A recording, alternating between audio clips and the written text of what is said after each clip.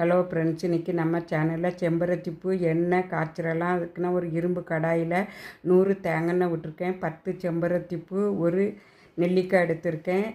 அந்த செம்பருத்தி பூவில் உள்ள இதழை மட்டும் போட்டுக்கோங்க. நெல்லிக்காவை மிக்சியில் தண்ணி விடாமல் நைஸாக அரைச்சிக்கோங்க. இப்போ நெல்லிக்காய் விழுதையும் போட்டுடலாம்.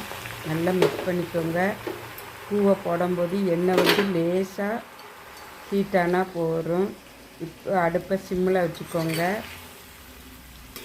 நல்லா மிக்ஸ் பண்ணிக்கோங்க. இந்த எண்ணெய் காய்ச்சதுக்கு எனக்கு அரை மணி நேரம் ஆச்சு. இப்போ அரை டீஸ்பூன் வெந்தயம் போட்டுக்கலாம். ஒரு 1/4 டீஸ்பூன் ஜீரகம் போட்டுக்கலாம். நான் ஏற்கனவே கருவேப்பிலை எண்ணெய் போட்டிருக்கேன். அதை 3,85,000 பேர் பார்த்துருக்காங்க. ரொம்ப நன்றி. இப்போ எண்ணெய் ஹீட் ஆகிட்டான்னு பார்க்கறதுக்கு ஒரு 10 மிளகை போட்டுக்கோங்க. இப்போ வெடிக்குது பாருங்கள். இப்போ தான் எண்ணெய் ரெடி ஆகிட்டுன்னு அர்த்தம்.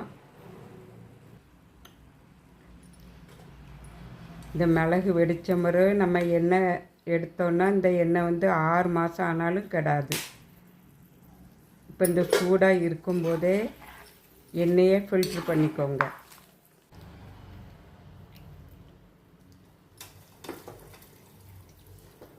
இப்போ ஃபில்ட்ரு பண்ணியாச்சு. இந்த செம்பருத்தி கூட நெல்லிக்காய் போட்டால் தான் ரெட் கலரில் எண்ணெய் கிடைக்கும்.